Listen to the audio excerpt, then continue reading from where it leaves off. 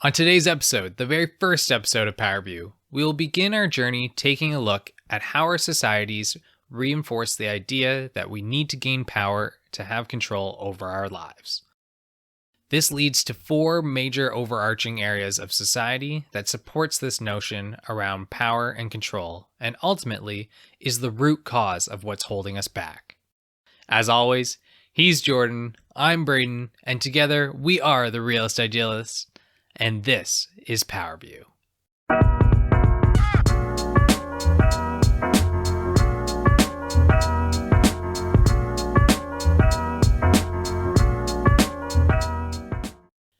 The ultimate form of power is control. It is in the power to do something that we gain mastery over our freedom. In life, all we want is to have control over the different aspects of our lives.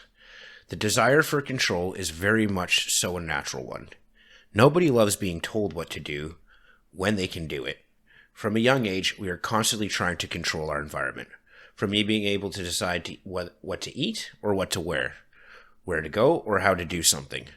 We work in order to get paid so that we are able to do the things we want. We strive to become entrepreneurs or to be promoted to leadership positions so that we can have a say in how things are done. We go to school in hopes of getting the best jobs available to allow us to pursue our hopes, our dreams, our desires. Everything we do in life is done in an attempt to give us more control over the outcomes in our lives. The issue comes when our desire for control over our lives inevitably pushes us to assert control over others. So what happens when we feel the only way to have control over ourselves is by having control over others? I do want to stress that this desire for control over our lives leading to power over others really and truly is natural and isn't always a bad thing. I have a 1-year-old at home, and basically from the day she was born, she's been trying to take control over her life. Since she can't do everything herself, this leads to her trying to find ways to control everyone else around her. Anyone who is a parent knows the power their kids have over them. Kids will always find a way to manipulate their environment to try and get what they want. She can't talk yet, and mainly crawls everywhere, but even with those limitations, she manages to pull on our heartstrings to help her do what she wants to do. That skill of getting what we want from a young age is what drives us forward, and our desire to achieve it is continuously furthered every time we're told no. I'm sure most of you have heard the expression, power corrupts.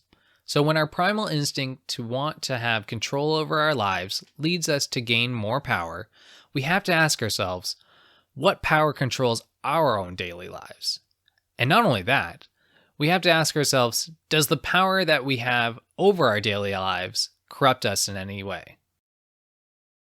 It's interesting because the lengths people go to get power is nothing in comparison to the lengths people will take to keep it. We are told that the only way to achieve this sense of control in our lives is through asserting power over others. However, this narrative is simply the result of a system reinforcing itself. In our introduction, I mentioned that we will be discussing four major issues central to the question of what's holding us back. It is my belief that no matter where you live, these four issues are what's holding back your society from true progress. It is these four major issues that are at the core of how the construction of our societies exploits our desire for control over wanting freedom in our lives.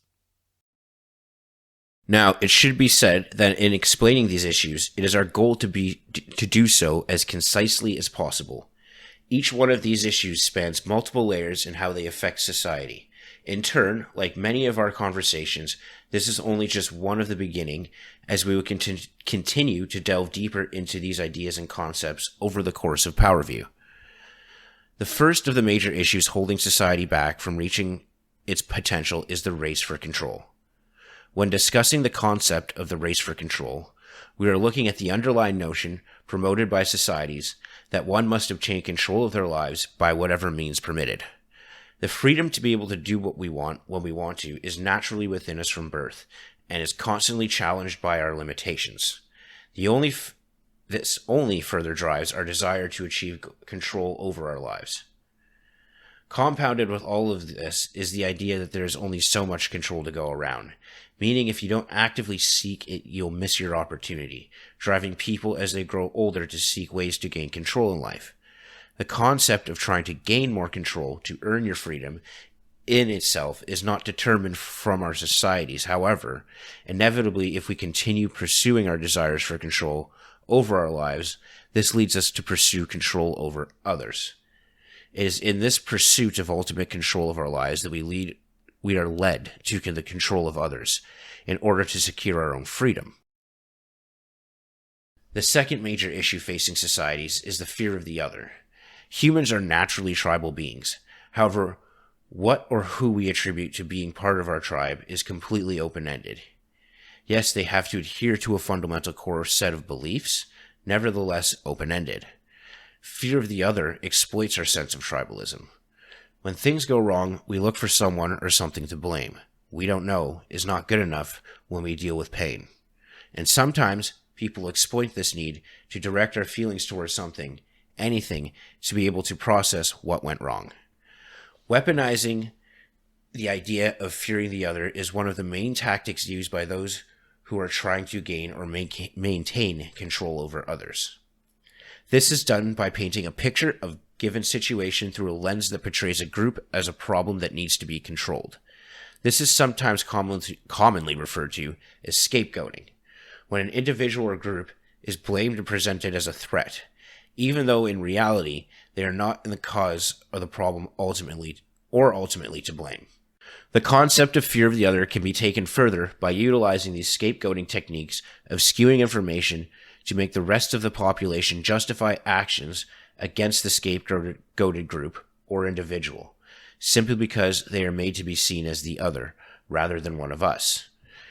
It can be true that a group that has been presented as the other can be partially at fault or bear some blame, but in many aspects of life, it is often that this is only part of the picture, and yet only one group is being presented as the problem. The third issue is for-profit societies. For-profit societies is a bit of a different situation than the concept of race for control and fear of the other. There have been many great things that have come out of for-profit societies.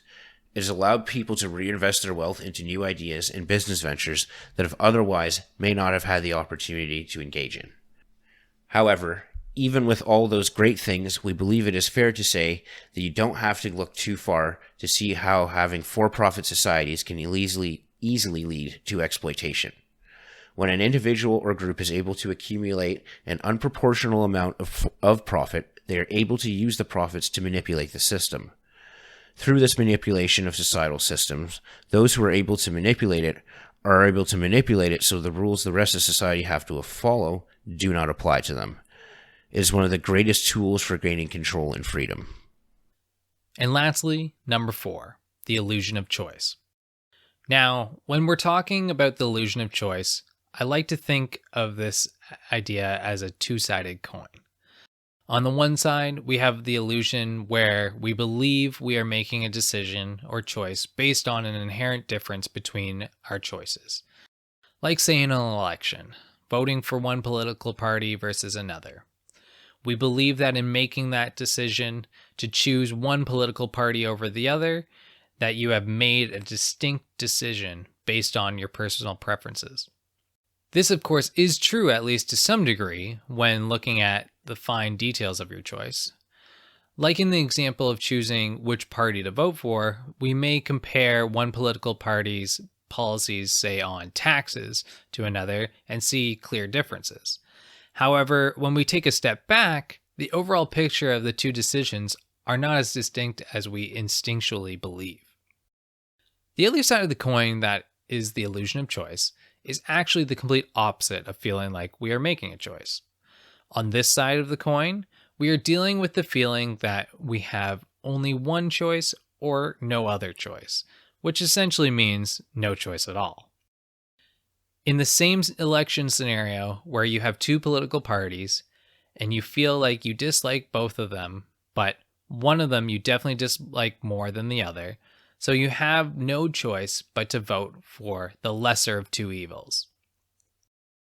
This is arguably the largest hurdle that we face. It is so often that we are searching for a different solution or choice, but when we look around, we see no other option. Though it may be hard to see now, it is our purpose for this channel to show that there still can be choices to be made.